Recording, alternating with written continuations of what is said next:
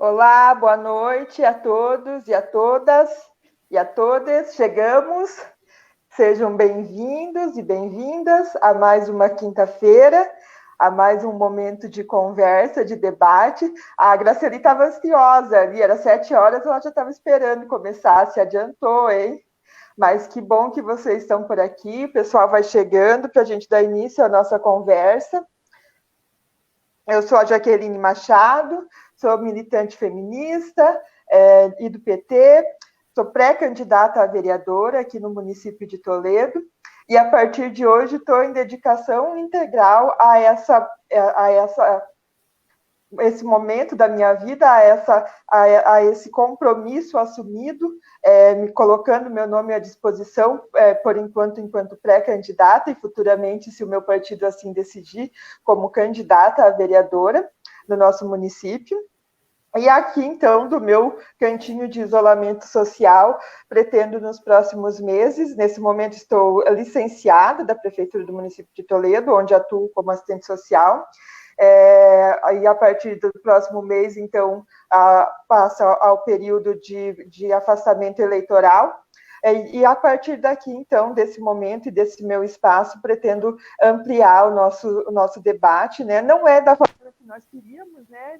Nem da forma como nós esperávamos que fosse, mas é o que dá para fazer nesse momento, né? Então, vamos torcer para que a gente consiga conduzir um processo preparatório para a campanha e um processo eleitoral da melhor forma possível, né? Fica aqui o meu desejo também a todos os companheiros e companheiras do meu partido que consigam se reorganizar e reaprender a militar também nesse momento em que a gente está vivendo, onde nada do que nós fomos educados a fazer dentro da militância é possível, né? Porque nós somos acostumados a militar em rodas, olhando nos olhos, dialogando pessoalmente com as pessoas, ouvindo as demandas, as necessidades, as críticas, e nesse momento isso acontece sim, mas acontece através desse espaço, né, virtualmente, né.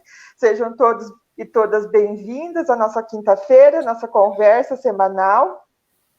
Hoje é 16 de julho, estamos vivendo a pandemia do coronavírus ainda, né, e toda quinta-feira eu faço questão de trazer um pouco de como está esse panorama, porque esperançosa que sou, espero que em breve a gente possa trazer notícias mais positivas, mas está difícil, né, gente? Fica difícil a gente manter a esperança aqui no Brasil, né? A gente está aqui no município de Toledo, né, de acordo com os dados que foram divulgados pela Secretaria Municipal de Saúde ontem, nós tínhamos 2.527 casos confirmados, e hoje, então, nós temos 22 mortes, então mais uma confirmada no dia de hoje. O nosso município é a quinta cidade no estado do Paraná com maior índice de incidência do coronavírus. E a boa notícia, segundo a Secretaria de Saúde, é que nesse momento temos mais pessoas recuperadas na nossa cidade do que em monitoramento e internamento. Isso é importante, é positivo, mas não significa que a gente pode relaxar, né? Não significa que a gente pode retomar a nossa vida sem os cuidados necessários, sem manter o isolamento, as pessoas que puderem se manter cumprindo o distanciamento social, sem tomar todos os cuidados aqueles e aquelas que precisam sair para trabalhar e para resolver outras questões inevitáveis. O que dá para deixar para depois a gente pode e deve nesse momento, né, gente? Então, a gente precisa se manter isolado, mas não tão distanciados assim, né? No Brasil, já são mais de 77 mil mortes, e o Bolsonaro testou positivo, segundo ele mesmo, né, pela segunda vez ao vírus, né? Então, hoje ele fez um novo teste, e esse teste acusou novamente o resultado positivo. Enquanto isso, né, ele está assistindo futebol e continua fingindo que é só uma gripezinha, né? A única coisa que mudou é que agora ele diz que não recomenda mais cloroquina e recomenda que as pessoas procurem um atendimento médico, né? Mas o estrago já está feito, né? Quero desejar as boas-vindas a todos que estão chegando, que fazem parte dessa conversa semanal, dizer que essa é uma roda de conversa. Começou assim, Leoni, estamos começando agora. Essa é uma roda de conversa onde todos e todas se sintam muito à vontade para apresentar suas opiniões, discutir conosco. Nesse momento, nesse contexto, a gente não pode esquecer que, querendo ou não, nós estamos conectados e habituamos uma única grande casa, que é a Terra, né? E que nossas ações, por mais individualizadas que possam parecer, elas podem nos afetar coletivamente, né? Então, realmente é importante a gente pensar que nós coabitamos a mesma casa, né? E uma outra questão importante também que nos ensina esse momento é que o negacionismo mata. A gente está vendo aí vários outros países da América do Sul já se recuperando, retomando as suas vidas, enquanto nós aqui no Brasil não conseguimos esperar uma situação diferente nos próximos períodos. Então, realmente é um grande desafio conviver com esse momento diante da conjuntura econômica e política que a gente vive no nosso país também, né, gente? E para além disso tudo, é importante, e aí já chegando no tema que nós viemos aqui para dialogar hoje, é importante nós não perdermos de vistas que, além dessa grande tragédia que é o coronavírus e os seus efeitos no nosso país, né? E aí, quando a gente fala desses dados, a gente está falando de vidas, de emoções, de sentimentos, de pessoas que se foram, que eram o amor de alguém, que era o cuidado e a proteção de alguém, que era o pai, o avô, o filho ou a filha de alguém. Então, a gente está falando de pessoas que têm história, né? Então, negar isso também é negar a nossa história, né? E, para além disso tudo, a gente já vinha num processo de uma grande catástrofe que está em curso e que pode matar ainda mais que o coronavírus, né? Que é a catástrofe relacionada ao tema que nós vamos debater hoje, que é o tema da preservação ambiental, né? Então, o nosso tema é preservar o ambiente para preservar a vida. E as mudanças climáticas que estão em curso e todas as consequências das quais podem vir na sequência, elas podem causar ainda mais mortes do que o próprio coronavírus, né, gente? Então, para dar início à nossa conversa aqui, eu já vou colocar a minha convidada e quero dizer que estou extremamente agradecida pela disposição. Eu já vou colocar a Moema aqui para a gente dar início à nossa conversa e eu poder falar olhando nos olhos dela também aquilo que eu gostaria, né? Deixa eu ver aqui. Lidar com o negocinho aqui não é muito fácil, né, gente? Deixa eu localizar onde que eu coloco a pessoa de volta aqui. Aqui. Pronto. Boa noite, Moema. Boa noite, Jaqueline. Boa noite a todas e todos que estão do outro lado da tela. Seja muito bem-vinda, que bom ter você aqui conosco. Dizer primeiramente que é uma grande alegria, uma grande satisfação contar com a sua presença e agradecer a sua generosidade por compartilhar o seu saber, o seu conhecimento conosco, né? Nós já compartilhamos muito, mas cada vez que a gente te ouve é uma nova história, é um novo conhecimento compartilhado, né? É porque a gente vai vivendo e aprendendo, né? Então, cada vez tem alguma coisa diferente, alguma coisa a mais para compartilhar e para aprender, né? Eu quero começar primeiro parabenizando você por essa iniciativa, Jaqueline, porque é tão importante ter pessoas que se esmeram em trazer o local, o que acontece localmente dentro do global, que nós sabemos que nós não somos um município solto no espaço, né? A gente está bem dentro da terra e as coisas que nós estamos vivendo aqui, elas são repercussão e, ao mesmo tempo, elas repercutem no contexto maior, né? Seja da região, do estado, do país e do planeta, porque a gente está com esse problema da pandemia presenciando de uma maneira muito evidente, né? Como você disse já no começo, né? Somos todos parte de uma mesma espécie, para começar, né? Apesar das grandes diferenças e desigualdades sociais, mas estamos todos dentro desse mesmo planeta, né? E a pandemia acontece num momento onde a gente está vendo tanta loucura de um mínimo de pessoas que não sabem nem calcular o quanto tem, né? Alguns milionários, poucos milionários no mundo inteiro, ganhando mais do que vários países. Muitos são países ricos com populações pobres por conta da globocolonização, como fala o Frei Beto, né? E aqui no Brasil, então, é um exemplo muito claro, né, desse despropósito de desigualdade social, e a gente nem está conseguindo ainda ver colocado de fato em pauta, né, como tem que ser pensada essa questão de colocar um imposto nas imensas fortunas, que são muito mais do que grandes, né, dessas imensas fortunas, e de uma vez, assim, em vez de sempre falar do combate à pobreza, penso que a gente tem que pegar como mote, né, partilhar a abundância, porque a abundância existe. Ela existe, em primeiro lugar, na nossa Mãe Terra, né, que se nós não a estragamos, ela está sempre oferecendo, né? A Mãe Terra oferece a nós as árvores, ela oferece o ar que a gente pode respirar, ela oferece as águas limpas, a gente é que suja, né? E ela oferece o solo que pode ser tratado sem ser maltratado e estragado, como a gente vê acontecendo cada vez mais, tanto, sobretudo pelo agronegócio, né? Com todas essas destruições de imensos territórios, né? Que poderiam ser territórios cultivados, mas com equilíbrio, né?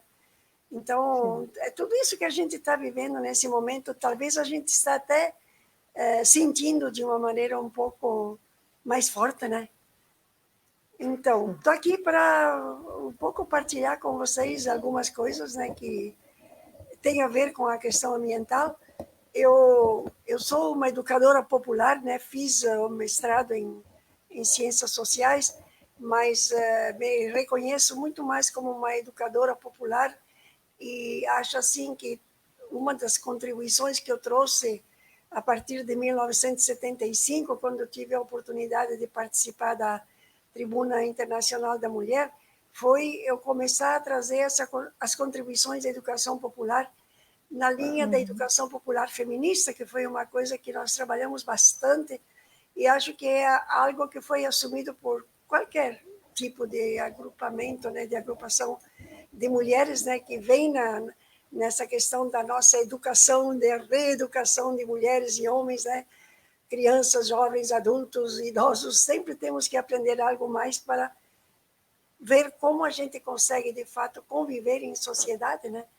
E depois fui levada pouco a pouco, né, através de várias circunstâncias, e também muito, eu acho assim, com as contribuições do ecofeminismo para a educação popular socioambiental, que é onde eu tenho feito assim talvez a maior contribuição nesses últimos anos, né, aqui na região. E nesse tempo de pandemia eu tenho tido a oportunidade também, até comentei hoje num curso que eu dei, né, tenho tido a oportunidade de poder me sentir viva, né? Eu completei 82 anos o mês passado e, nossa, quando começou todo esse problema pandêmico, né? Foi chocante a maneira como nós, as pessoas idosas, fomos tratados, né? Os primeiros descartáveis, né? E acho que não é assim que tem que pensar a vida das pessoas. E nós merecemos também sermos cuidados, né? E nesses conversatórios, né, que eu tenho tido a oportunidade de ter, né, a gente se sente ligada às outras pessoas que estão na busca, né, do que fazer agora e como se preparar para depois, para os tempos difíceis que vão vir depois, né? Muita gente lembra a gripe espanhola, é evidente que a gente tem outros recursos hoje, né, mas não sai de alegre, né? Ó, acabou, vamos começar tudo de novo, do jeito que estava antes. Não existe mais a possibilidade de voltar àquilo que se chamou normal. É absolutamente anormal o que nós estávamos vivendo, né, em termos de organização social. E eu, francamente, acho que o tempo que teve o capitalismo, principalmente nessa onda do neoliberalismo, chegou ao fim da picada, né? Só que até a gente poder ver essa transformação para uma nova sociedade para a qual nós estamos aqui, estamos pensando que estamos nessa transição para sociedades sustentáveis, ela não vai chegar de um dia para outro, ela vai ser fruto de muito trabalho, muita coragem, muita energia e muitas dificuldades também que vão ter que ser superadas, né? A começar por recuperar tudo que de bom a gente já vinha fazendo, né? E que eu acho assim que temos que valorizar bastante, né? Hoje mesmo eu falei tudo que nós já tivemos em termos de políticas públicas para mulheres e equidade de gênero, tudo que nós já tivemos em termos de políticas públicas, por exemplo, de meio ambiente e particularmente na educação ambiental, a gente não pode deixar passar em branco nesse tempo de pandemia. Temos que nos sentirmos muito fortes nesse sentido, muito privilegiadas no sentido de termos já podido experimentar coisas muito boas e fazer disso, né, algo que nos ajude a, inclusive, estar mais unidas fora, totalmente fora do âmbito da política pública nacional, porque ela foi completamente desmontada, né, em todos os sentidos, mas nesses dois, assim, que eu me refiro sempre mais de perto, que acompanho, né, e valorizar o que a gente fez e, dentro desse contexto difícil atual, né, ver como a gente consegue se interligar, sabe, aproveitando de todos esses meios, né, que são meios de comunicação que às vezes não se transformam em canais de comunicação. É muito triste de ver como os próprios meios de comunicação, né, como esse bichinho que todo mundo tem na mão, se transformam às vezes de canais de ódio, né? Canais de desinformação, de fake news, né? Então nós estamos na contracorrente, né? Exatamente. É um grande desafio, né, Moema?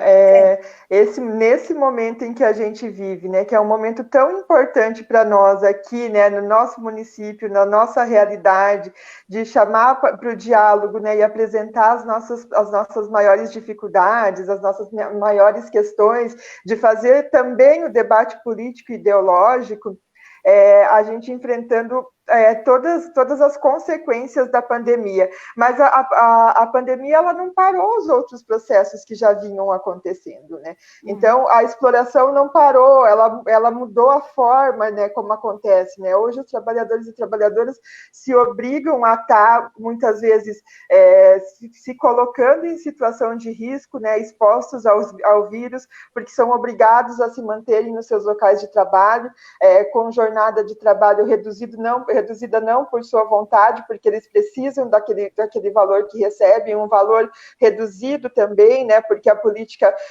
colocou isso nesse momento, dependendo de ações do Estado que não chegam e que se chegam não são suficientes, né? E nesse contexto a gente se sente muito privilegiado por ter o mínimo, né? E esse é um grande desafio, né? Eu tenho dito muito isso e aproveitando esses momentos de conversa também, né? Coletivas, né? E isso é importante não só para mim, mas para as pessoas que estão me conhecendo e estão conhecendo as pessoas que eu apresento também através das minhas lives, para que a gente possa refletir também sobre tudo isso que vai muito além desse momento que a gente vivencia e das nossas angústias e dos nossos sofrimentos individuais, né? Isso demonstra o quanto a gente precisa avançar enquanto humanidade, né? Enquanto sociedade, porque a sociedade não estava preparada para viver um momento pandêmico como esse, mas também não tá preparada e se recusa a se reorganizar e pensar que é necessário outras formas de vivência, né? Outras formas de viver e de se relacionar com o mundo e com as pessoas, né? E em alguns lugares, como é o caso, eu diria, né, de alguns municípios aqui do oeste do Paraná, que o pessoal diz que é a terra onde corre leite e mel, comparando com outros municípios, por exemplo, lá do norte do Paraná e outros, né? Em alguns lugares, como o nosso município, eu acho assim que a pandemia mostrou a grande cegueira que existe em certos setores sociais, né? Sobretudo da classe alta, da classe média, de achar que Toledo não tem miséria. Não tem... E a gente sabe, né, que com isso que aconteceu, tem gente passando fome de verdade, né? E se a gente não cria ou não desperta, não, não cria espaços, né, de atuação solidária, né? É gente que morre de frio, que morre de fome, que, sabe, quer trabalhar, mas não pode, né? E como a gente sabe, né, tanto aqui como em outros lugares, nós temos refugiados ambientais, né, políticos e ambientais, aqui em Toledo particularmente, né, senegaleses, nigerianos e haitianos, que não vieram aqui fazer turismo, né, eles vieram como vieram nossos bisavós, no caso da minha família, né, por extrema necessidade. E eu acho assim que falta ainda aqui essa mentalidade de que temos que ser mais, enquanto população, né, mais acolhedores, não só certos setores, né, e não é só um assunto de políticas públicas, é um assunto, como você disse, né, de humanidade, da gente se sentir, enquanto seres humanos, quem tem que partilhar. É a partilha, eu acho uma palavra-chave nesse momento, né? Exatamente. E é pensar também que, para além de nós termos as nossas ações individuais e ações que, nesse momento de solidariedade, de partilhar, de dividir aquilo que a gente precisa compreender que isso é importante, mas também não é suficiente, né? Esse é o momento da gente discutir, cobrar, e eu que trabalho no setor que atua diretamente nesse público, né? A política de assistência mudou muito nos últimos meses no nosso município e no Brasil, né? É reflexo disso. Tanto é que eu estou saindo agora também de licença da prefeitura, porque também, enquanto trabalhadora, estou esgotada fisicamente, né? Por conta do trabalho. E a mudança que a gente tem é de vivenciar a falta do básico, né? A falta da alimentação. E aí é contraditório nós pensarmos um município como o nosso, o município de Toledo, que tem o maior PIB agrícola do estado do Paraná, ter pessoas passando fome, ter pessoas que precisam de doação de alimentos e que realmente não estão tendo de onde tirar esse básico, né, que é essencial para a vida, né? Então é muito contraditório nós pensarmos que como tantas pessoas têm poucas pessoas têm tanto e tantas pessoas nesse momento estão sem nada, né? E dependendo de políticas públicas e que essas políticas públicas precisam ser suficientes também, né? Porque a gente não pode aceitar que nesse momento essas pessoas tenham qualquer coisa. Elas precisam e devem ter o melhor enquanto política pública também, né?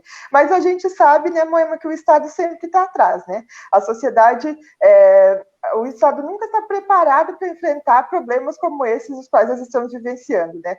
Nós não esperávamos viver isso, mas o Estado também vai demorar muito para se reorganizar e garantir efetividade, né?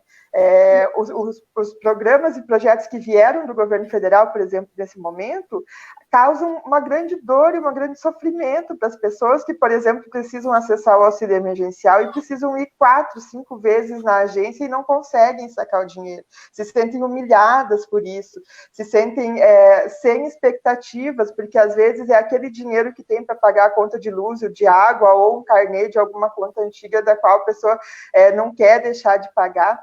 E isso tudo impacta diretamente na nossa vida e no nosso modo de viver, né? Então, eu acho assim, a gente tem que pensar muito nisso da questão do que de fato são as políticas públicas atuais, né? É com essas que a gente está lidando, por mais que a gente reclame, que a gente insista, eu acho que nós temos que pensar bastante naquilo que nós, na educação ambiental, também insistimos nas políticas multissetoriais. Acho que tem tantas organizações, né, da sociedade civil, né, tem instituições, né, que podem trazer mais visibilidade também para aquilo que estão fazendo. Eu tenho acompanhado um pouco, né, assim, o trabalho de algumas igrejas, por exemplo, né, do trabalho de sindicatos, o trabalho de organizações de bairro, né, como Sim. Tem gente que criou coisas novas, né, e um pouco também esse da Embaixada Solidária com relação aos imigrantes, mas como tem gente que pensou coisas novas, criou coisas novas, desde toda essa questão, né, de vamos, de fato, nos proteger com máscaras, então vamos fazer máscaras, vamos fazer mais barato, mas vamos tentar ver o que a gente consegue, né, para que as pessoas não passem fome, mas vamos conseguir também que tenha alimento de qualidade, que não é qualquer um, né? E eu acho que é importante que isso tenha mais articulação, mais visibilidade. Eu não vejo tanta visibilidade de tudo isso que está sendo feito através dos meios de comunicação, por exemplo, através das rádios, eu acho pouco. Da televisão também eu acho pouco. Então, talvez, não sei quem tem mais essa possibilidade, essa facilidade, dar mais visibilidade àquilo que a gente é capaz de promover e que a gente sabe que deveria ser levado como assunto de política pública até para depois a gente implementar melhor, né? E é nesse sentido que eu penso também, né, que a gente, como eu dizia antes, tudo aquilo que nós fizemos quando nós tínhamos a alegria de dizer, alinhando-nos à política nacional, né, na questão das mulheres, né, quanta coisa que a gente chegou a fazer chegar até os municípios, né? Segurar isso com unhas e dentes nos municípios, já que não dá para a gente ter no âmbito nacional, né? Vamos segurar município por município e procurar, como você está tentando fazer, né? Procurar trazer, assim, às claras os dados que existem. Eu vi, por exemplo, já não estou lembrada com qual foi das lives que você promoveu, essa questão, né, da violência doméstica que a pandemia mostrou, como ela está arraigada, né? E como o fato de estarmos em casa, a gente não está tocando violão e estando de bem todo mundo, todo o tempo, né? É um estresse tão grande que traz essa convivência permanente, né? De pessoas que tinham cada quem o seu espaço, os seus interesses, e às vezes já pessoas que viviam em conflitos. Quanta coisa também, por exemplo, eu acompanho um pouquinho aqui do lado da minha casa o que as minhas netas e meu neto têm que fazer, né, por essa mudança de não perder o ano escolar. E aqui a gente conseguiu, eles têm um computador, né, um usa de manhã, o outro usa de tarde. Quantas casas não tem? Não tem esses meios, né? Então, eu vejo assim, tudo isso tem trazido muita tensão. E a violência doméstica tem recrudescido bastante, né? E a gente não sabe muito como chegar, né? Eu sei que tem, até se foram feitos até outros números, né? Para poder chamar, para poder pedir socorro. É muito triste ter que as mulheres aguentarem isso também, além de tudo mais, né?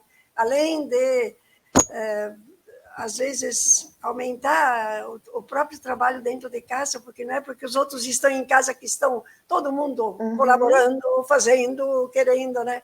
Então, tudo isso é assunto, e não é assuntinho, e não é assunto pessoal só, é um assunto que mostra de como está a estrutura da sociedade ainda baseada no patriarcado que se manifesta nessas relações pessoais, fora o que você vê escancaradamente, né? Por exemplo, na questão da saúde, essa presença massiva de mulheres, né?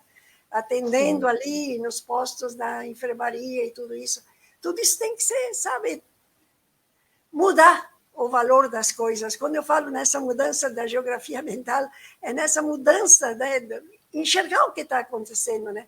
Aqueles que parecem assim tão descartáveis que estão aí, porque sim, se a gente não tivesse, né, quanta coisa que faltaria para nós, né, na limpeza da cidade, na questão da segurança pública. Nossa, é muita coisa que nós mulheres temos para trazer. fora, né, toda essa reflexão, né, do ecofeminismo que tem trazido à tona, né, toda a importância e o valor do cuidado, né, e da necessidade da formação para a ética de cuidado de todos nós, de mulheres e homens, né? Mas, puxa vida, sabe, o valor do afeto, o valor do cuidado, o valor de estar aí presente, né? Que é uma coisa para a qual nós fomos educadas e os homens, a maioria, não. Então, eles têm que aprender, aproveitar essa oportunidade até para aprender também isso, né? E dentro disso também, né, a importância disso que você falou, não é qualquer coisa que a gente tem que estar, sabe, trazendo para dentro de casa e para fora também, né? Eu nunca esqueço numa primeira oficina que eu participei, que foi promovida ali pelas mulheres da Igreja Luterana, né? Que eu gosto sempre de partir da realidade do grupo, né? Aí eu não tinha ideia assim do que podia ser o interesse dessas mulheres, né? Não sabia se era alguma coisa ligada à religião ou outra. Aí eu disse, vocês não gostariam de... Eu trouxe já alguma coisa para falar, mas eu gostaria de saber o que tem, assim, o que é o maior interesse de vocês. E aí uma senhora disse, olha, vai me desculpar, porque é a primeira vez que eu participo de uma reunião de mulheres, mas se a senhora puder, eu gostaria que a senhora falasse sobre a panela. Eu disse, Santo Cristo, como assim a panela? Aí ela disse, pois é, né, porque antes eu sabia, sou eu que faço a comida, sou eu que alimento a minha família, e eu sabia o que eu colocava na panela, eu sabia que se eu colocava feijão, era feijão, se eu colocava arroz, era arroz, se era milho, se era mandioca, era mandioca. Agora, com esse assunto da transgenia, eu não sei mais o que eu estou colocando na panela. E ela disse, e também agora a gente já sabe mais, é muito veneno, então nós estamos comendo veneno. Então, eu acho assim, sabe, de repente uma pessoa que não tem análise dos fatos, mas ela vive a realidade. E para mim foi uma coisa que me jogou de entrada numa das reflexões de ponta, né? Então, eu acho que nós temos que aproveitar assim tudo aquilo que aparece para a gente ir aprofundando questões que são muito chaves também aqui na nossa região, tão rica, mas tão rica também de veneno, sabe? Eu já ouvi, li em alguns lugares a média de veneno que a gente, de litros de veneno que o brasileiro toma é de 5, mas aqui na nossa região parece que já é 7, né? 7 litros por ano de veneno. Por quê? É uma região que fica riquíssima, principalmente para o que vai para fora, e que é tudo, né, carregado de veneno. E aqueles que já perceberam que não vão ter muito êxito com o que vai para fora envenenado, embarcaram na questão dos transgênicos. Como seria importante que Toledo virasse uma cidade agroecológica, né? A gente já tem aqui associação de produtores de orgânicos, né? E está faltando uma associação de consumidores e consumidoras orgânicos, né? Eu lembro que a Maria Missa, essa grande mestra, né, que eu me inspirei muito dela, junto com a Mandana Shiva, das que mais me ensinaram, ela falava, né, o século XX foi o século do feminismo e do ambientalismo. O século XXI vai ser o século dos consumidores e consumidoras, né? À medida que a gente vai conseguindo barrar esse avanço, né, do veneno em todos os sentidos, né, nessa medida nós vamos também ser capazes de fazer com que se produza de maneira diferente, né? Então, eu acho assim, aqui teve um movimento tão bonito em Toledo, que foi aquele das donas de casa, né? No tempo aí, dos anos 70, 80, que foi o movimento do custo de vida, e as mulheres iam de mercado em mercado, né? A dona Cília, a dona Elma, e elas iam lá para verificar os preços, e eu disse, no nosso tempo a gente tem que chegar lá e verificar a marquinha, não comprar transgênico, não comprar coisa que está envenenada. E eu vejo que tem várias coisas que nós podemos fazer e que vai partir de nós mulheres. Eu acho que o movimento ambientalista tem que ter uma cara feminina bem mais marcada e talvez tenha que ser mais impulsionado também aqui no nosso município, né? Eu acho que uma das coisas que a gente tem visto muito nesses dias de pandemia, né, Moema, que a gente está mais em casa, e muito. A ética do trabalho às vezes coloca isso na gente também, né? Eu comentava isso outro dia. A gente, nesse momento, cria uma nova relação com a nossa casa, porque a gente vê que tem muita coisa que a gente pode fazer ali que antes nós não fazíamos, né? E até mesmo essa questão do cultivo de hortaliças, a gente está muito na fase de vamos cuidar das plantinhas, de flores, mas por que não a gente não olhar para isso também, né? E uma coisa que eu vivi nos últimos dias também, e essa era uma luta muito antiga nossa, e só aconteceu nesse momento por conta da pandemia, nós, na política de assistência, sempre defendemos, e em inúmeras conferências travamos esse debate, de que nós precisávamos oferecer alguma coisa verde para as pessoas que recebiam, que são beneficiárias da cesta básica, né? Porque o que a gente oferecia enquanto política pública para eles, e chamava isso de segurança alimentar, era um amontoado de carboidrato e açúcar. Né? Porque era uma cesta básica que não tem muitos elementos, é o básico do básico. Nesse momento, por conta da pandemia, aquilo que é adquirido da agricultura familiar do nosso município pelo programa de aquisição de alimentos está sendo destinado às famílias usuárias dos CRAS. Então, as famílias que estão acessando a cesta básica nesse momento, como a cozinha social, as escolas e os demais serviços que utilizavam esses produtos estão fechadas, nesse momento essas pessoas estão recebendo esses alimentos. A gente sabe que talvez seja por um período curto, mas isso tem tanto valor para essas pessoas, para essas famílias, né? É impactante nós vermos, né, a satisfação das pessoas que vão ao CRAS e para além de levar a cesta, recebem lá o alface, repolho e outros produtos que vão complementar a sua alimentação também. E isso é um dever do município também, né? Como que a gente diz que a gente oferece segurança alimentar se a gente não oferece o mínimo, né? Então, incentivar a produção e adquirir desses produtores, né? Aqui em Toledo nós tivemos um período muito importante no que diz respeito à segurança alimentar, né? Onde nós tivemos um trabalho muito amplo com relação aos restaurantes populares, né? Um plano de segurança alimentar e nutricional riquíssimo, e que isso, aos poucos, né, um dos primeiros atos do governo Bolsonaro foi extinguir o Conselho Nacional de Segurança Alimentar, né? Então, nós, enquanto sociedade, precisamos voltar também, né? A produção comunitária de hortas e outras questões, né? Isso é fundamental para nós, né? Porque como que a gente compete com os grandes latifundiários e com as grandes corporações, né? Que são essas que, de fato, causam dano ao meio ambiente, e são essas que, de fato, enfiam transgênicos na nossa alimentação, né? Como a gente compete com isso? A gente precisa aprender de alguma forma se reorganizar e até produzir nosso próprio alimento. Estou vendo que a Leina está aqui, a Leina tem um filho aqui em Toledo que tem um projeto que chama Plante Sua Comida, que é um projeto de produção de alimentos orgânicos, né? Mas são poucas pessoas que se dedicam a isso ainda, né? Então a gente precisa criar esse movimento também, e isso precisa ser acessível às pessoas, né? Eu acho assim, a gente tem as duas coisas, né? Ir contra todas essas questões, né, de destruição da natureza pelo agronegócio, mas ser muito a favor. Então, trazer, né, aquilo que a gente sabe, que a gente faz, que a gente conhece, né, trazer e dar visibilidade para isso, né? É muito importante, eu acho, recuperar justamente tudo isso que a gente está falando aqui e trazer isso e convocar mesmo as mulheres para serem as que estão na linha de frente, porque a gente muitas vezes já está fazendo, só não está se comunicando, se estimulando.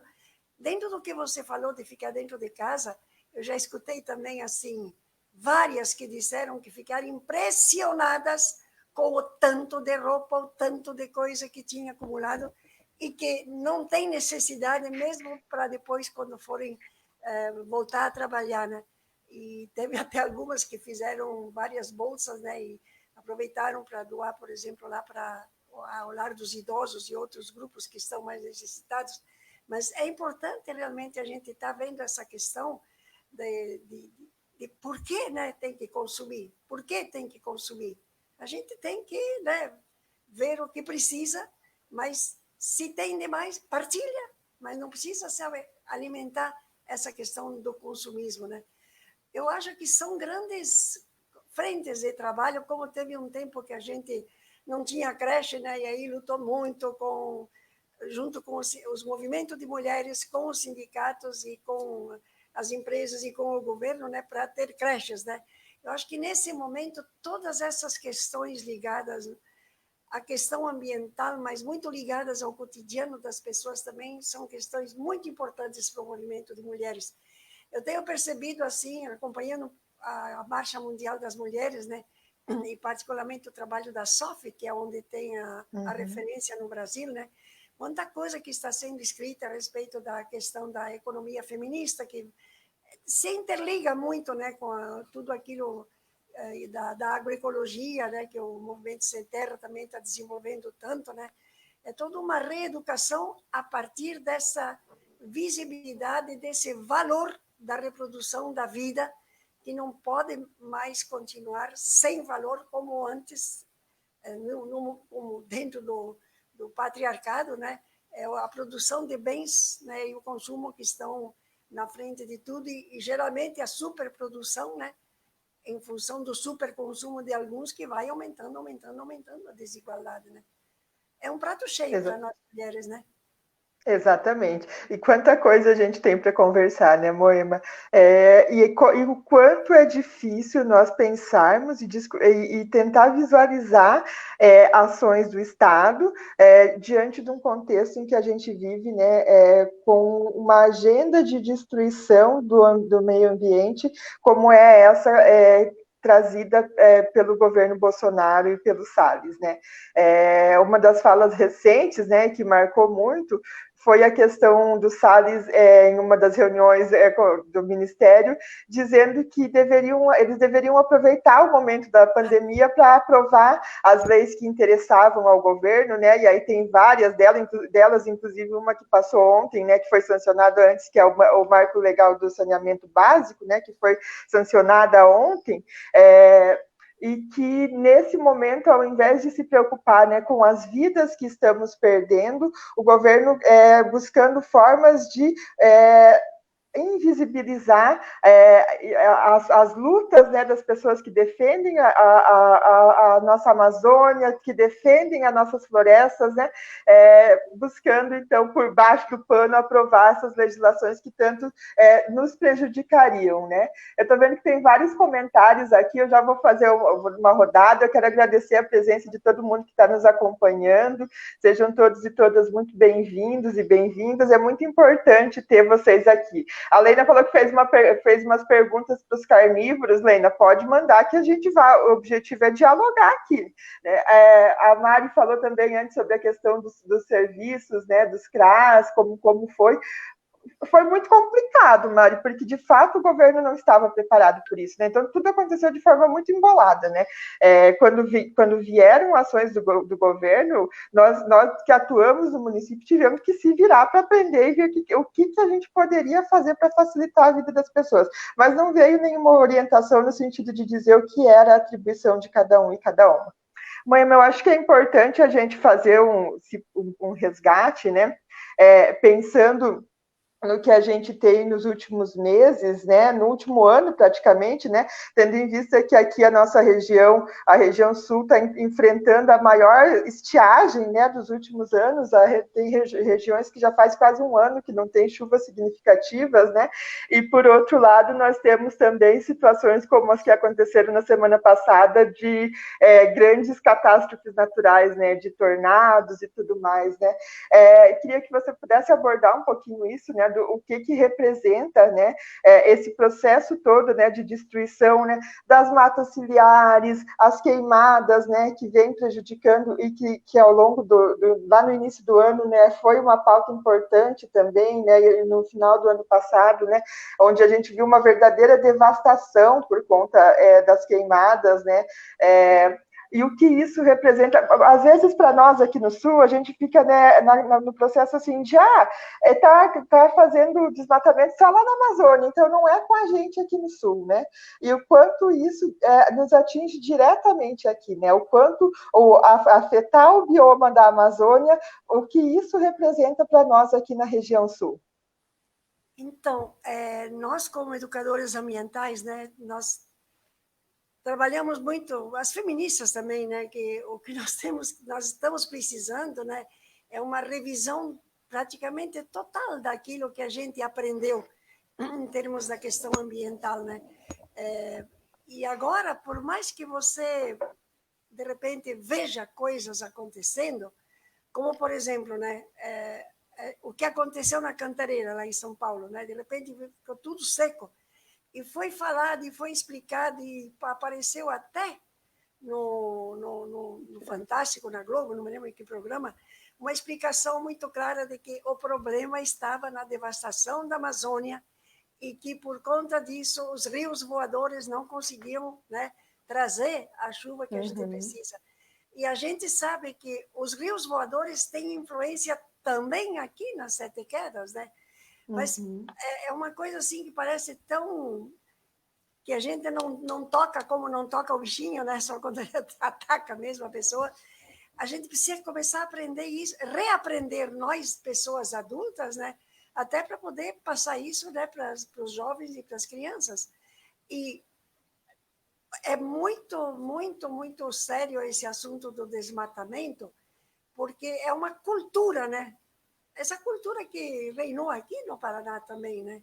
Eu venho de uma família que veio de lá do Rio Grande do Sul e veio para cá, nossa, era pura mata, esse terreno plano, né? Quem vinha daquelas serras gaúchas achava isso absolutamente o máximo. Aí corta todos os pinheiros, faz pequenas propriedades, de repente um compra 2, 3, 4, 10. E aí chega o plano de governo, plante que o governo garante, sem política ambiental nenhuma. Se o pessoal pudesse, plantava até dentro do rio, né? Então acaba com a mata ciliar. Nós estamos tendo que gastar tanto, tanto, tanto para recuperar as matas ciliares, né? Foi feito um grande trabalho já aqui na nossa região, até eu participei disso quando teve o programa Cultivando Água Boa, né? Mas quanta coisa que não precisava ter estragado, né? E hoje eu estava lendo um artigo que a nossa... Ai, nós chamamos ela de... Como é era a Miss Veneno, agora é a rainha das queimadas, né? A nossa ministra da Agricultura disse que o agronegócio não precisa da Amazônia para estar bem no Brasil. Claro, né? Já tem tudo e o que está sendo destruído já é dele. Então, não é que precisa a mais. Já o que está tendo é demais, né? E a gente sabe, né, que o que vem sendo feito no lugar da plantação, né, no lugar da floresta, não é um plantio, né, que refaça o solo, né? É pasto e é gado, né? E a gente sabe que a Amazônia pode ser cultivada, mas tem um jeito todo especial que tem que ser levado em consideração. Eu até acompanho um pouco, sabe? Tem até nações indígenas que estão plantando, né? Por exemplo, o cacau, um cacau puro, orgânico, que está sendo vendido aqui no país e até para fora, sem destruir onde eles moram, né? E tem também esse caso dos povos que vivem isolados e eles estão num lugar onde tem que ser isolado. Mas é uma ignorância que vem junto com a ganância e que vem junto com a maldade, finalmente, né? Porque não tem interesse nenhum com relação à questão da terra, que é considerada exclusivamente como recurso. O que a gente pode praticamente dizer que não existem desastres só ambientais. Os desastres ambientais que nós estamos vivendo são desastres socioambientais. São desastres que foram provocados, né? E que são provocados, como eu digo, às vezes não é nem por maldade, é por ignorância, né? E é super importante da gente perceber isso até para, de repente, mudar formas de coexistência, né, com a Mãe Terra, porque senão nós vamos desaparecer enquanto espécie, né? Uhum. A espécie humana é a última que chegou nessa Terra, né? Primeiro vieram, antes de nós, vieram os rios, vieram as árvores, vieram as águas, né? Vieram os animais, nós somos os últimos que chegamos aqui. E por mais que a gente seja uma espécie que tem qualidades que as outras talvez não tenham, são diferentes, né? Mas nada disso nos dá o direito de nos considerarmos os proprietários, né? E é isso que está em questão. E por isso que é tão importante nesse momento a gente também aprofundar, eu acho, sabe, a sabedoria que existe dos povos indígenas. Quando você ouve, por exemplo, as reflexões de um índio como Ailton Krenak, como Davi Copenaua, né? Quando teve esse problema de Mariana e de Brumadinho, né? Não é desastre natural nenhum, é um desastre provocado pela Exato. maneira como as corporações entendem, né, que é uma região onde tem minério. Que importa tudo que vem ao redor disso, né? Eles querem aquilo para sacar quanto podem, para levar embora. E só olhando o que aconteceu em Mariana e em Brumadinho, quantas vidas que se foram, quantas famílias que foram destruídas, quanto ambiente que foi destruído, né? E quando aconteceu o desastre de Brumadinho, que a gente viu, sabe, o rio aí de Minas Gerais passa pelo Espírito Santo, vai levando a lama até o oceano. Olha quanta vida que foi destruída nesse recorrido. Então, é isso que eu digo, assim, essa visão curta da ignorância da ciência e da tecnologia supermoderna, ela tem que ser colocada em questão por nós. Isso tem que ser ensinado desde o prezinho, né? Mas nós temos que nos refazer a nossa formação e aprender mais e mais de toda essa reflexão que está sendo feita. Eu sempre comento, né, assim, que a gente tem já orientações bem claras, né? Eu mesma participei da Eco 92 e depois da Rio Mais 20, e na Eco 92 foi realmente uma virada na consciência da humanidade, né? E a sociedade civil, eu digo isso sempre com muito orgulho, porque os governos não foram capazes de assinar a Carta da Terra. E a gente trabalhou depois da Eco 92 até ela ser aceita como um documento das Nações Unidas através da Unesco no ano de 2000. Nós estamos agora comemorando 20 anos da Carta da Terra, né? Aqui na Carta da Terra, a gente tem os princípios e valores para um futuro sustentável. Então, são esses princípios e valores que têm que nortear tudo aquilo que nós estamos revisando ou implementando, né? Praticamente, a gente não tem que inventar a roda, a gente reinventar, a gente tem que ver o que está acontecendo e ver, de fato, por que está acontecendo, né? E junto com a Carta da Terra, nós, educadores e educadoras ambientais, trouxemos, mas daí já no Fórum Global, né, a confecção do Tratado de Educação Ambiental para Sociedades Sustentáveis, né, no plural, porque a gente respeita muito, né, a diversidade de tudo, né, de regiões, de climas, de situações culturais, etc., com responsabilidade global. Então, nos grupos de educação ambiental, nós estamos falando muito nisso, né, de ler, reler, estudar e repensar as nossas ações a partir desses princípios, muitos dos quais foram retomados naquela carta encíclica do Papa Francisco, né, chamada Laudato Si, que traz muito toda essa ideia da casa comum. É que tem que ter uma virada, não tem como emendar, não tem como ampliar, não tem como refazer, tem que trocar, sabe? É uma mudança realmente de paradigma, né? E o Leonardo Boff, até eu coloquei nesse livrinho da Carta da Terra, fez um comentário, né, que ela é um ethos para salvar a Terra. E ele coloca fundamentalmente essa questão de que não existe nenhuma possibilidade de pensar num desenvolvimento considerado como crescimento que seja sustentável. Não tem como. Já vai contra, né, a própria lei, né, do que significa a sustentabilidade. E ele diz, em resumo, o que a gente tem que fazer é quebrar essa pirâmide, onde a economia de mercado, né, no âmbito global do mundo, está comandando a vida nas sociedades e comandando o que se faz com a natureza. Tem que virar.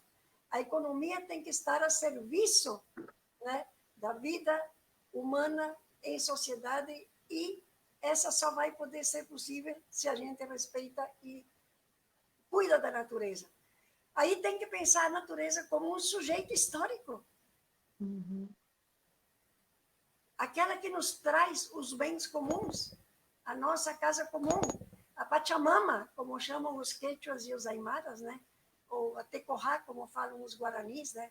Então, é isso que eu falo, né? É uma mudança tão grande no nosso jeito de pensar tudo e de poder explicar o que nós queremos, né? Mas essa virada, sabe, de colocar a economia a serviço da vida, eu acho assim que é um refrão que a gente não pode parar de dizer, e de cantar, e de falar, e de transmitir onde a gente pode transmitir, né? É isso que eu estou, assim, mais ou menos conversando com vários grupos, né? E a gente vê, né, que dentro disso é muito triste o que está acontecendo com aqueles que podem nos ensinar tanto como é possível conviver com a Mãe Terra sem destruí-la, que são as comunidades indígenas, né? Mas como, né, são a ralé dessa sociedade na mentalidade do nosso presidente. Tenho dificuldade de chamar de presidente, mas é o que está lá, né? Porque como a gente precisa ser solidária com eles, né? E eu assino o que vem, eu escrevo o que dá. A gente está assim meio longe desses aí da Amazônia, mas também estão com dificuldade os que estão aqui por perto, né? Aqui em Santa Helena, em Guaíra e Terra Roxa.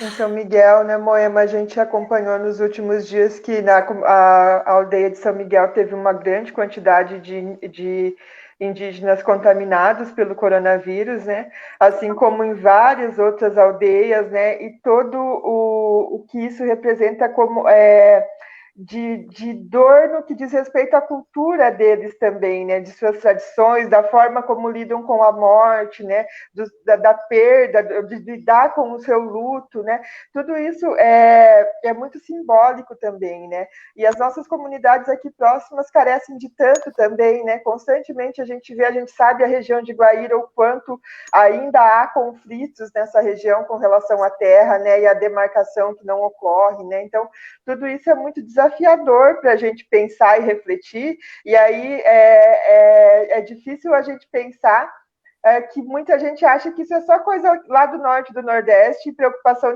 com o meio ambiente é só de lá para a Amazônia, né? Então, realmente um tema que nós precisamos pautar e muito e trazer para a nossa realidade local também, porque a nossa água está sendo contaminada cotidianamente com os agrotóxicos que nós temos sendo utilizados na nossa região, né? O que a gente come é transgênico todo dia, né? Então, tudo isso diz respeito a nós também, né? Sim, e com relação à água, né? Eu sempre falo, né? A gente fala muito da falta de água, mas aqui na nossa região a gente tem muita água. Mas o que adianta ter muita água e água suja, né? Então, essa consciência de manter a água limpa, de preservar as nascentes. Eu sei que eu vi aí a Marilene Galdino, tá aqui na nossa palestra também, né? 13 anos levou ela com alguns professores e as crianças, né? Limpando constantemente, cada ano, um córrego, até conseguirem que o poder público, de fato, declarasse aquilo algo que tem que ser intangível, né? E como tiveram que lutar com a ignorância, né? Que faz com que as pessoas não queiram perder aquele pedacinho de terra como se fosse seu, e enchendo de pedra, sabe? Eu acho que falta muito essa consciência do valor da água aqui onde nós temos muita água. Do mesmo jeito, né, que no Nordeste também, né, o valor da água começou a ser tornado tão visível. O Bolsonaro não enxerga, porque ele foi buscar soldados lá em Israel para ver se fazia alguma coisa. Lá no Nordeste, são 9 estados que fazem parte da ASA, Associação do Semiárido, que foi uma troca de paradigma, né? Era uma região onde o tempo todo se falava do combate à seca, e virou uma indústria, né? Através até de um órgão, de uma autarquia, que era a Sudene, a indústria da seca, e não resolvia o problema da seca. Mudando essa ideia do combate à seca pela ideia do convívio com o semiárido, resultaram programas incríveis, como foi esse programa de 1 milhão de cisternas, que agora está chegando quase a 2 milhões de cisternas para as famílias, né, que recolhem aquela água que vem da chuva e tem água para o ano inteiro, e não só para as casas, mas também cisternas para as plantações. Eu acompanho quanto posso, porque eu acho uma coisa muito incrível o que pode ser, sabe, o clique da mudança, né, de paradigma. E essas populações não estão passando fome, não estão passando sede agora na pandemia, inclusive estão mandando alimentos para a cidade. A mesma coisa que tem feito aqui no Paraná, o Movimento Sem Terra, né, que mandou toneladas e toneladas de alimentos para as cidades grandes, principalmente Curitiba, né? Eu acho que é isso que eu falo muito, né? E eu lembro muito do Betinho, o Betinho que criou aquele movimento contra a miséria e a fome pela vida, né? Já lá nos anos 80. Já naquele tempo ele dizia, nós já temos assim exemplos de tantas iniciativas da sociedade civil que estão dando certo, né? E que a gente sabe que poderiam elas se tornarem, de fato, políticas públicas.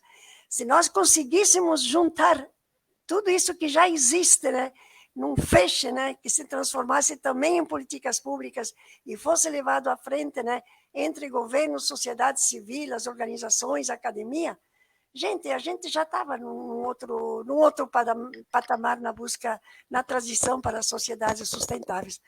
Por isso que hoje, quando eu estava nessa aula com o pessoal de Minas Gerais, né? Tinha até um biólogo de Brumadinho, tinha 2 ou 3 professoras já, que dá às vezes, essa sensação de impotência, né? E às vezes até vontade de desanimar, mas eu acho que isso se a gente fica sozinho, né? Nós não podemos ficar em casa, mas não ficar sozinho, né? Isso que tu está fazendo, eu acho de muita importância, sabe, Jaqueline? E a gente tem que se juntar a tantos outros grupos que também estão fazendo esse esforço de mostrar, sabe, o que está acontecendo de fato, né? E trazer à tona aquilo que a gente já tem como possibilidade de partir para uma outra civilização, né? Um outro jeito de ser entre humanos e com os não humanos, né? Ou seja, a gente, enquanto ser humano, ser capaz de pensar-se enquanto parte da comunidade de vida. Esse é o grande gancho, né? Exatamente. Eu quero ler rapidinho aqui, Moema, teve muitos comentários, alguns muito interessantes, eu vou ler os maiores que eu não consegui postar, porque senão tapa a nossa cara. A Mari Galdino está falando aqui o seguinte, sobre a lei do saneamento, né?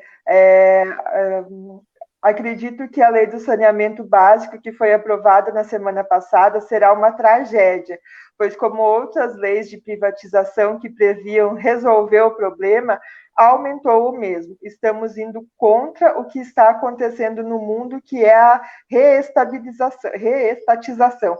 Realmente, né? Porque a lei de saneamento ela abre a possibilidade das empresas agirem, né, com relação à questão das águas, né, e do saneamento. Né? À primeira vista, quando a gente lê aquilo, a gente acha positivo, né? Mas a partir do momento que a gente vê a desresponsabilização do Estado, em qual seja a política que for, não é positiva.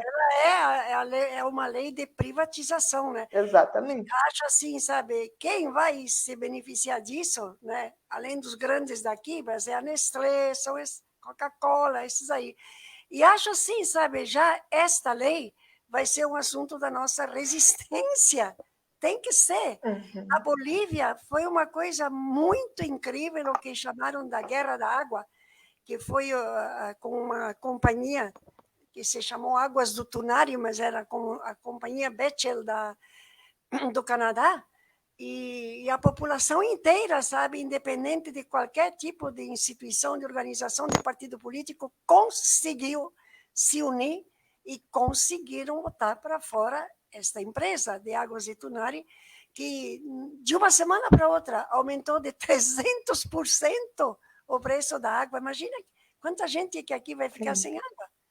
Exatamente. Então, eu, assim, na minha concepção, essa lei já é mais um ponto dentro da nossa resistência e ver como a gente consegue se juntar, né? Porque tem muita gente já que diz, não é porque o presidente disse que sim, que nós vamos ficar parados agora, né? Tem possibilidade de resistir, até tem que voltar, inclusive a ser melhor do que era antes, com certeza.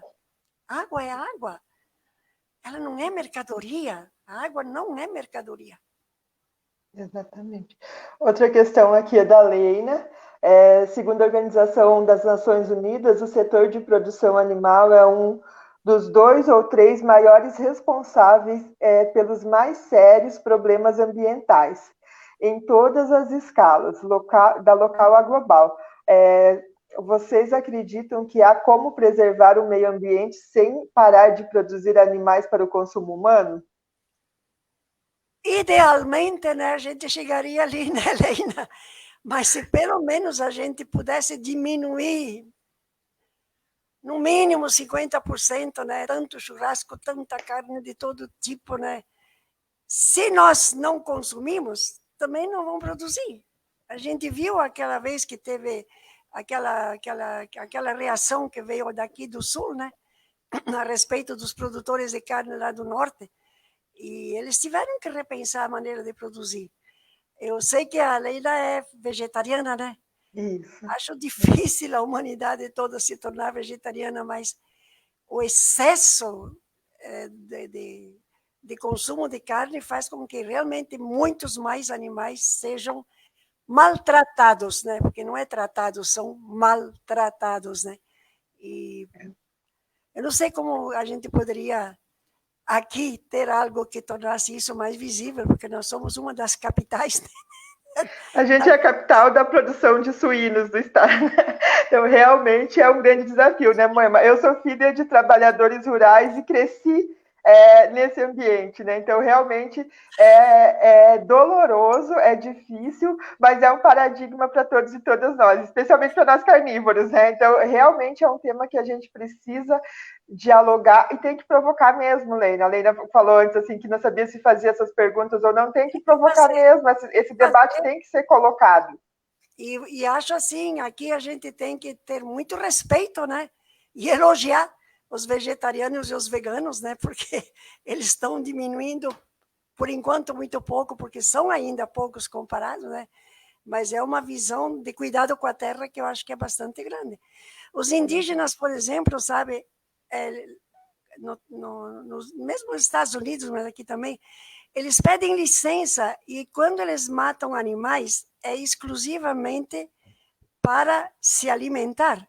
Não é para produzir, né? E fazer com que os outros comprem. É outra mentalidade, né? Os bisões lá do Canadá também, eles ficavam aterrados quando os brancos vinham e acabavam, né, com os animais para botar uma estrada de ferro, né? Ali de leste a oeste, né? É totalmente outra visão, né? Sim. A Mari está relatando aqui o histórico dela de defesa, né, do meio ambiente também, da questão da defesa da sanga piaru, né, que você citou anteriormente, Moema, e o quanto isso é caro, né? Uma outra questão também, né, a questão da economia. A Marilene está falando assim, essa é a questão da economia, é o que dá para fazer. A queda do Salles. O Brasil está perdendo o investimento pela questão da destruição da Amazônia e comunidades indígenas, mas não estão preocupadas com a vida e o valor cultural sendo destruídos. E realmente, isso, Jaqueline, foi muito triste, né? Porque para imaginar que vão fazer alguma coisinha na Amazônia, tudo que nós fizemos até agora, nós, eu digo, a sociedade civil e governos também, né, nos estados, não adiantou de nada, né? Precisaram vir os investidores estrangeiros para dizer que não vão comprar mais coisas daqui, né, se continuarem desmatando a Amazônia, para o Mourão dizer que vão pensar no caso. É muito, muito sério isso, sim. Difícil, né? A Lena está fazendo outra questão importante aqui sobre o coronavírus, né? Dizendo que é uma zoonose e 70% das doenças pandêmicas são zoonoses. Não criar animais para o abate diminuiria, inclusive, esse tipo de doenças, né? Diminuiria. Realmente. Sim, diminuiria.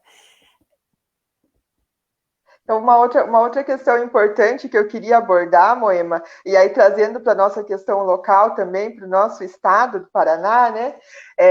Nós temos alguns exemplos de situações que vêm acontecendo aqui no estado e que atendem, que dialogam com essa pauta destruidora do governo federal, né? Então, o nosso governador ele não tem uma visão com relação ao ambiente diferente da visão do governo federal, né? E aí, com muita pressão por parte do capital, há questões importantes voltando à tona, como, por exemplo, né, o debate pela reabertura da Estrada do Colono, né? Inclusive, uma das vindas do Inominável para cá, para nossa região, né? No episódio que ele ficou preso ali no aeroporto de Cascavel, porque choveu um monte e ficou falando um monte de besteira ali no aeroporto, foi para um debate sobre a reabertura da Estrada do Colono, né? Essa que foi Eu não acompanhei muito, porque eu era muito pequena na época ainda, né, Moema, quando foi feito o fechamento da Estrada do Colono, né? Mas eu sei que ela cortava o Parque Nacional do Iguaçu, né? Então, e o fechamento disso foi muito importante para a preservação ambiental, né? E a reabertura dessa estrada destruir tudo aquilo que foi conquistado ao longo desses anos, né? A natureza já praticamente se regenerou nesse espaço, né? E essa pressão por reabrir seria novamente uma grande perda, né, para a luta com relação à preservação ambiental. Sim, isso aqui foi um vai e vem, né? Eu acompanhei um pouquinho quando teve um momento que era a Marina Silva, a ministra, daí se bloqueou a questão, ela voltou à tona de novo, mas ultimamente o Congresso fechou que não vai ser reaberta essa estrada. Ela não pode ser reaberta porque tem lugares, né? No Canadá, por exemplo, tem estradas que mas tem todo um trabalho que não seria possível fazer aqui no Brasil, né? De quem pode passar na floresta, né? No caso, tem guarita que avisa, as pessoas têm tantos minutos para chegar do outro lado, a outra pessoa avisa que chegou, tem todo um conjunto, né, de regras para ter certeza que não vão matar os animais que estão naquela mata. E é muito importante, porque já se tirou tanto, tanto, tanto, né, que o que sobrou do Parque do Iguaçu é algo mínimo, que a gente não pode tirar. Então, isso já é questão que tem que ficar fora já da discussão e não voltar, né? Eu acho assim, o que você falou, né, o Ratinho está bem alinhado, né, com a política nacional, inclusive foi virando e remexendo na Secretaria do Meio Ambiente, acabou que colocou como Secretaria do Desenvolvimento Sustentável e Turismo. É muito impressionante com essa ligação do meio ambiente com o turismo, quando poderia ligar muito mais, né, com a agroecologia, por exemplo. Essa são a visão, né, aparece já na forma como se tratam as coisas. Aí a gente tinha o Instituto das Águas, que é um instituto que realmente trabalhava bastante dentro de uma certa autonomia. Aí já juntaram, né, terras e águas e foram diminuindo, né, funcionários e diminuindo atribuições. Então a gente sabe que isso é uma regressão, né? A educação ambiental foi praticamente eliminada e nós estamos tendo agora algumas redes, né, de educação ambiental no âmbito nacional. A gente tem a Rede Brasileira de Educação Ambiental e a Rede de Educação Ambiental para Políticas Públicas, e uma articulação nacional de políticas de educação ambiental, onde a gente recuperou tudo que foi feito nos anos anteriores, né? E eu sempre digo, gente, vamos guardar isso com muito cuidado, como um tesouro, e ir fazendo no âmbito municipal aquilo que a gente pode fazer. Esse ano a gente tem eleições municipais. Tomara que a gente tenha vereadores e vereadoras aqui em Toledo que tenham um mínimo, né, de conhecimento do que significa tratar bem no meio ambiente, porque a gente conheceu proposituras infames com relação à questão ambiental durante várias vezes, né? Então, a gente, como sociedade civil, tem que atuar mais, eu acho, numa questão que é de muita sensibilidade social também, né? Tem agora todo um recrudescimento daquilo que já foi uma iniciativa anterior do enquadramento dos rios, né? E aí, praticamente, né, vão escolher quais são os rios que têm que ficar limpos, né?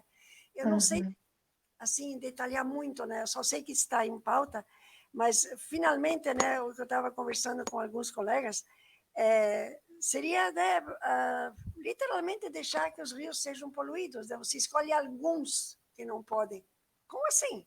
Água é água, rio é rio, né? Então, tudo isso eu acho que o que falta para nós também, eu acho assim, no âmbito dos municípios, a gente ter um pouco mais mastigado o que no município essas políticas do Estado representam, né? A gente tem um conselho municipal que até atua bastante aqui no município, né? Mas acho que falta bastante a presença da sociedade civil, porque são abertas as reuniões do conselho, né? Para chegar lá e saber mais, e perguntar mais, e opinar mais também, né? São vários aspectos, né? Sobretudo a fauna, a flora e a questão jurídica do meio ambiente, né? E aí deveriam chegar mais, eu acho, questões da sociedade civil, tanto para o Conselho do Meio Ambiente como para a Câmara de Vereadores, né? O resto, acho que a gente já falou, né? A questão das mudanças climáticas, né? Sim, Eu eu acho que esse momento da pandemia tem nos ensinado muito também sobre participação, né, Moema? Sobre quê? Sobre participação.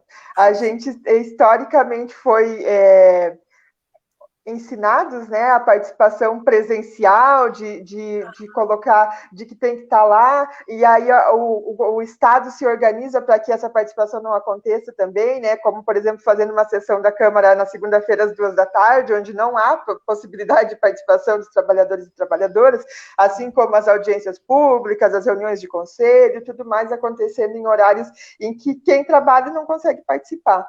Mas a gente está aprendendo a lidar com as redes, né? A gente está aprendendo e cada dia descobrindo um aplicativo diferente, possibilidades diferentes de participação. E eu acho que isso vai facilitar para que futuramente a gente consiga ampliar a democracia participativa, né? E muito além, né, do meramente se sentir representado por alguém que está lá e que está votando por mim. Então, de fato, há um novo paradigma sendo criado com relação à participação, né? E eu acho que isso é importante e a gente deve se apropriar muito disso e construir muito isso como um aprendizado mesmo desse momento, né? Porque a gente tem tirado aprendizados importantes também, né? Eu queria só citar que há um movimento grande também, né? Que está acontecendo a concessão a autorização, na verdade, né, para uma empresa francesa que chama Engis, que foi autorizada a fazer uma grande derrubada de araucárias na região dos Campos Gerais, aqui no estado do Paraná, e foi autorizado pelo governo Ratinho Júnior, para a implantação de torres de transmissão de energia elétrica. E assim, hoje eu recebi um vídeo que eu chorei vendo aquilo, né? A gente sabe a simbologia que tem a araucária para nós aqui no estado do Paraná, né? A nossa árvore símbolo e árvores centenárias sendo derrubadas em nome de transmissão, de concessão, né? Então, realmente, é necessário? Talvez sim, mas é possível pensar outras formas, né, de conviver e alinhar, né, a chegada das tecnologias, né, com a preservação ambiental. Eu acho que isso é uma necessidade que nós precisamos avançar e muito, né? E essas coisas vão acontecendo sem que a gente perceba, né? Há uma grande discussão já há bastante tempo, né, da construção de um novo porto em Paranaguá, um porto de uma propriedade privada que também causaria um grande dano ao meio ambiente naquela região, né? E isso tudo é autorizado pelo Estado, né? Então, há uma mobilização muito grande, isso só não aconteceu ainda porque há uma mobilização naquela região para que isso não ocorra, né? Então, exato. Então, as coisas estão acontecendo, né? A gente precisa ter olhos um pouco mais atentos também para isso, né? E, de fato, nos posicionar, né? Ocupar os espaços de fala, né? Que a nossa fala é a nossa maior arma nesse momento, né? E denunciar, né? Eu acho que isso é fundamental para todos e todas nós, né? E é importante a gente ocupar esses espaços mesmo, das redes, os espaços que a gente tem como possíveis nesse momento para a gente poder dialogar e ampliar as nossas redes de contatos também, né? Eu estou muito feliz com esse momento de construção e com essa possibilidade, porque realmente isso tem me possibilitado conectar pessoas, né? Pessoas que fazem parte das minhas redes de contatos, mas que não se conhecem e que a partir daí acabam criando e se identificando, né? E eu acho que isso é fundamental, assim, quando os nossos olhos se cruzam e a gente vê que está olhando para a mesma direção, né? E pessoas que às vezes estão aqui do nosso lado e a gente não conhece, né? Então, realmente é muito importante tudo isso, né? Acho que a gente passou por tudo aquilo que a gente tinha combinado, né, Moema? São muitos temas, muitas questões. É um sem fim, né? É uma história sem fim, mas eu acho assim, um ponto que eu acho super importante também, que penso que nós precisaríamos trabalhar bastante mais, é toda essa questão do descarte, né? O que a gente chama de lixo, né? Os nossos resíduos, né? Orgânicos e não orgânicos, e o que a gente compra como traz, e é muito papel, é muito plástico, é muito, né? Então, eu acho que a gente precisa pensar bastante nisso, né? Uma vez eu vi um grupo começando um movimento que se chamava Da Cozinha para o Mundo, que era um movimento de mulheres, né? Olhando bem, né? De fato, o que é que a gente traz para dentro, né? Em termos, inclusive, de não só de alimentos, né? Mas com o que é que a gente limpa as nossas casas, né? Eu gostei muito, né, dessa questão do sabão, porque a gente começa a acostumar tanto a só ter o sabão e o sabonete de tal marca, aquela outra marca, e dá de presente a mais a outra marca. Gente, eu como comecei a trabalhar, a me lavar as mãos com sabão, me lembrei tanto da minha infância, eu vivia limpinha também, né? Como a gente vê que a gente fica marcado pelas marcas, né? Pelo que o mercado obriga a gente a pensar, né? Eu acho que esse é um ponto muito interessante da gente assim trazer como um dos temas, e não só como um tema, aquilo que você mencionou no começo, né? Como um assunto que as pessoas fazem e vão resolver, mas como assunto pessoal, coletivo. Quando digo coletivo, pode ser as famílias, grupos de famílias, as ruas nossas, né? Os bairros nossos, e chegar nessa política pública mesmo do nosso município. E aí tem uma coisa importante, porque Toledo está ficando agora uma referência, né, para a questão toda dos resíduos, né, na microrregião. Eu insisto bastante assim, como é importante a gente ter uma educação ambiental em relação a isso, né? Porque como é que vai ser para a população, né, na hora que souber de maneira mais ampla, né, que o resíduo está vindo dos outros municípios menores que não podem ter o seu próprio trabalho, o aterro, etc., no seu município, né? Qual é a relação que a gente cria entre nós e os outros municípios? De briga, de superioridade, né? E quais são os cuidados para que o que chegue aqui não chegue a algo que possa trazer mais sujeira também para o município. São coisas muito grandes, são projetos grandes, grandes, né? Eu, por enquanto, ainda estou no Conselho do Meio Ambiente e eu vejo que são coisas que podem mudar muito para bem, mas se a gente mudar também a nossa cultura, porque até para a cultura do descarte, para ser capaz de colocar no lugar adequado, ainda tem tanta gente que não dá bola, né? Que, eu sei lá, muitas vezes se fala, né? Nossa, que lindo que é o Canadá. Meu marido é de lá, né? Por isso que eu falo às vezes do Canadá. E é um lugar assim que tá louco se uma polícia montada te vê jogando um pitaco de cigarro no chão, um papel de bala no chão, e te multa, né?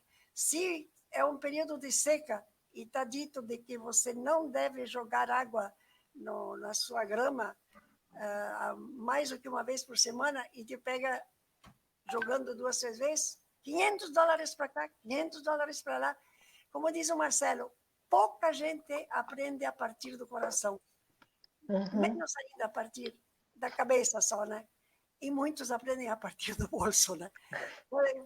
A gente vai ter que continuar lidando com isso, né? E as grandes corporações, eu acho que vão ter que realmente sofrer um baque, porque elas não vão por conta própria querer mudar. A gente fala muito, né, das mudanças que essa pandemia vai trazer. Para alguns vai mudar, outros vão piorar. E a gente vai demorar muitos anos para ter o que nós imaginamos que possa ser o normal de uma vida em sociedades sustentáveis. Nessa encarnação eu não vou ver, eu acho, né? Porque vai demorar. Mas a gente não pode arredar pé, né? A gente tem uma responsabilidade com as gerações atuais e futuras, né? Os indígenas lá da América Central que diz, né? Nós recebemos muito de 7 gerações antes de nós e nós passamos para 7 gerações depois de nós. E é por isso que eles cuidam tanto, né? Então, vamos ver se a gente aprende também. Sim. Eu quero só fazer... de sugerir, até vou dar as referências depois, você passa, né, Jaqueline, para quem participa, as referências, né, para quem ainda não conhece a Carta da Terra e o trabalho de educação ambiental, pegar isso para meditar, para estudar, e vou passar para vocês também o link do Festival da Carta da Terra, que a gente acabou de fazer faz poucos dias, que está comemorando 20 anos, né? E várias pessoas disseram, nossa, parecia entrar num oásis de notícia boa, de esperança, né? Frente a tanta coisa ruim que a gente ouve. Foi muito legal. E agora a gente está continuando com várias outras atividades. E eu queria também falar para vocês, né? Tenho muita sensibilidade com a questão indígena, porque eu trabalhei junto com o Marcelo, meu marido, né? Foi um estudo de 4 anos sobre o maior genocídio da história da humanidade, que começou com a colonização espanhola e portuguesa, e depois também os franceses e os ingleses, né? Foram mais de 70 milhões, assim, que estão nas estatísticas, né? Pode ser que tenha muito mais, mas 70 milhões de indígenas que foram mortos, né? E o capítulo que nós fizemos o trabalho para as Américas, né? Um trabalho bem assim popular, sabe, que pode ser lido por crianças, meninos de 12 anos, tranquilamente podem entender, porque tem muito estudo acadêmico, né? Mas não tinha, nós não conhecíamos, pelo menos, né, um trabalho de mais ampla circulação que mostrasse isso, né? Desde o Caribe, o México, os Andes, o Brasil e os Estados Unidos e Canadá. Mas a gente não se ateve só ao genocídio, né? A gente trabalhou também sobre a resistência e a sobrevivência dos indígenas, né? E o quanto nós podemos ainda aprender deles, né? E o capítulo do Brasil nós colocamos como título, né? Brasil, o genocídio que não acabou. Então, eu gostaria muito que a gente saísse daqui assim com talvez um compromisso um pouco maior ainda com essas comunidades que estão sendo as mais relegadas dentro da nossa sociedade nesse momento, né? Exatamente. É um grande desafio, né, Moema? São desafios inenarráveis, né? E isso não pode ser uma questão, e me incomoda um pouco isso, assim, né? Isso não pode ser questões abordadas somente nesse momento. A nossa luta, as nossas lutas são cotidianas, diariamente. Hoje à tarde eu respondi a um questionário sobre pré-candidaturas, enfim, e e uma das perguntas falava assim: como você gostaria de ser lembrada? E aí eu fiquei pensando muito isso, né? Como eu gostaria de ser lembrada caso seja vereadora. E aí eu fiquei pensando, eu falei, eu quero ser lembrada como a feminista que faz defesa de diferentes pautas, que luta em defesa das minorias, a todo tempo, né? Não é somente nesse período, né? As nossas lutas são de anos, né? Por isso me emociona e me orgulha muito ter pessoas como você no nosso convívio, né? A gente aprende cotidianamente, por isso que eu digo que cada fala sua é um aprendizado novo, né? Porque tem vivência, tem histórico, tem caminhada e tem acúmulo, né? E não é desse momento, né? De uma vida toda, né? E a nossa luta é assim, é a vida inteira, né? Não é nesse momento, talvez nesse momento a gente assuma tarefas diferentes, mas a nossa vida não para e a nossa luta não para, né? É constante, é crescente e é infinita, né? Então, enquanto tivermos vida, a gente vai estar lutando por diferentes questões, né? Por viver e por bem viver, né? Eu acho que esse é o nosso principal objetivo, né? Essa teoria do bem viver, né, é muito importante também. Tem muitas coisas, já existem livros em português também sobre o bem viver, né, sobre o bem viver. Eu acho que são todas coisas que nos ajudam nessa mudança de paradigma, né? Mas eu também continuo aprendendo, né? Cada vez que eu tenho a possibilidade de ter pessoas que me informam, como você fez hoje, né? Perguntas que chegam, tudo isso me ajuda a me reciclar e continuar aprendendo. E anteontem eu comecei um curso para aprender melhor como lidar com esses meios de comunicação.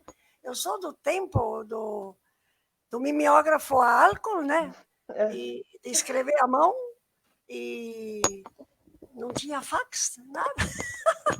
Então, tudo foi aprendizagem. Cada vez que a gente vai aprendendo uma coisa, outras aparecem. Mas nessa pandemia, realmente apareceu muito concretamente esse outro jeito de se comunicar, né? E como eu falo tanto em educomunicação, eu senti a necessidade, né, de como me apropriar mais desses novos meios para a gente transformar os canais, os meios de comunicação, não depender deles, né? Saber utilizá-los e transformá-los em canais de comunicação, né? Exatamente, é um grande desafio, mas a gente aprende também, né? A gente apanha um pouco, nos primeiros dias até a gente entender como é que funciona, a gente sofre, mas depois a gente vê que o bicho não é tão bravo assim, a gente consegue dominar também, né? E esse é o nosso desafio também. E mais do que isso, a gente precisa também ser solidário no sentido de ensinar aqueles que precisam compreender Exato. E saber lidar com isso aqui também, né? Então, realmente, essa é uma necessidade nossa também, né? As tecnologias não chegam de forma igual para todos e todas, né? Então a gente precisa também ter um pouco de paciência e um pouco de solidariedade no sentido de compartilhar e ensinar aquilo que a gente aprende também aos demais, né? Com certeza. Eu tenho aqui a minha filha, que tem muita paciência comigo, mas porque não é muita gente da minha idade que está querendo aprender, né? Mas eu sou uma eterna aprendiz e assim eu me sinto feliz. Que bom. Moema, quero agradecer profundamente a sua disposição por todos os ensinamentos, por fazer parte das nossas vidas, né? Eu penso que cada uma das mulheres que esteve presente aqui, a nossa live foi majoritariamente feminina, muitas mulheres amigas, conhecidas, que fazem parte dos nossos debates, que estiveram aqui. Não consegui ler todos os comentários, mas depois a gente vai ler, responde as perguntas que ficaram também, né?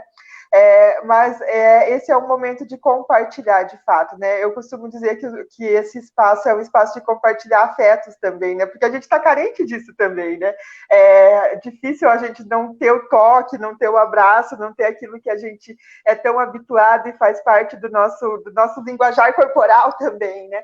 Mas é um momento também que a gente compartilha sorrisos e abraços através da tela, né? E eu quero que você se sinta abraçada por todas nós, né? Por todas as que estiveram aqui, vocês também, né? As que acompanharam até agora, amigos e amigas que estiveram conosco, né? Nessa noite, que a gente possa seguir nessa caminhada, né, de debates, de conversas, de reflexões e de construção de projetos que realmente dialoguem com as nossas pautas, com as nossas bandeiras, né?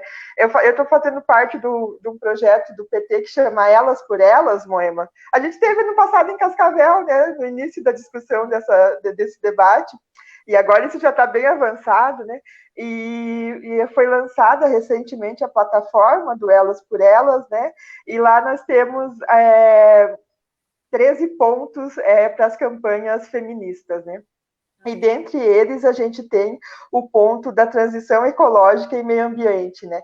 E isso quero chamar aqui também as demais companheiras, né, para que se apropriem disso. Esse não é um tema do qual eu tenho muito domínio, né? Não é um tema do qual eu tenho um debate aprofundado, mas vale a gente estudar, vale a gente perguntar para as pessoas que sabem, vale a gente ouvir principalmente sobre esses temas, né? Ninguém de nós está pronto e sabe sobre tudo, né? Mas a gente precisa estar disposto a ouvir, a conhecer e aprender, né? Eu acho que esse é o nosso maior legado nesse momento, o nosso maior aprendizado, né? Então, Moema, mais uma vez, muito obrigada pela sua disposição. Espero que em breve a gente possa estar juntas, compartilhar momentos de discussões, né, momentos de reflexões, momentos de afeto também. Quero agradecer a Simone, que ajudou a gente lá no início também, né? Eu vi o vídeo do jogo esses dias, eu achei que você arrasou no jogo, Marcelo precisa treinar um pouco mais. Tem que se entreter um pouco, né? Mas agradecendo a todos e todas, dizer que na semana que vem a gente vai estar com um novo debate, um outro tema importante também. Fico à disposição pelas minhas redes sociais a partir de hoje, então, como eu disse lá no início, em tempo integral para a construção dessa pré-candidatura. Quero muito ouvir cada um e cada uma sobre suas visões, sobre suas necessidades, porque, de fato, a gente não faz nada sozinha e eu não sei fazer isso sozinha, né? Então, eu preciso da contribuição de cada um e cada uma. Né? Então, me mandem questões, me mandem sugestões, pontos que acham importantes, que a gente vai construindo esse processo de uma forma muito coletiva, apesar de distantes e isolados, né? Mas a gente está aqui para construir uma proposta de candidatura que contemple a todos e todas, né? Não é uma proposta minha, eu estou me dispondo a construir isso, mas preciso da participação de cada um e cada uma, né? Moema, obrigada pela sua participação. Tenho acompanhado suas lives também mundo afora aí, né? E eu acho lindo isso, né? Vários debates. Às vezes eu falo, gente, a Moema está num pique que não sei o que está acontecendo com a pessoa, né? Mas realmente é muito válido a sua disposição. Quisera eu chegar aos 80 e alguns, né? 82 agora? 82, com essa vitalidade, com essa lucidez e com essa disposição de ensinar como você tem, e o quanto isso é importante e relevante para todas nós. Eu acho tão interessante essa questão de poder ver a pessoa, né? Semana passada eu estava com o Joaquim Pinto de Portugal, né? De Coimbra, Portugal.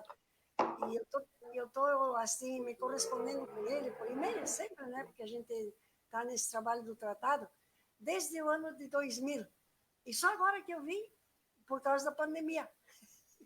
A semana que me convidaram, a mim e o Marcelo, para a gente falar sobre esse livro. Aí vou lá para Quito, no Equador.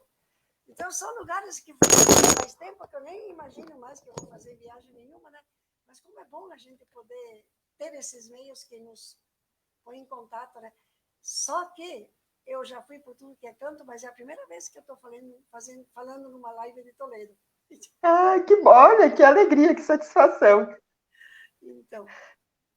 Que bom, mas certamente vai receber outros convites.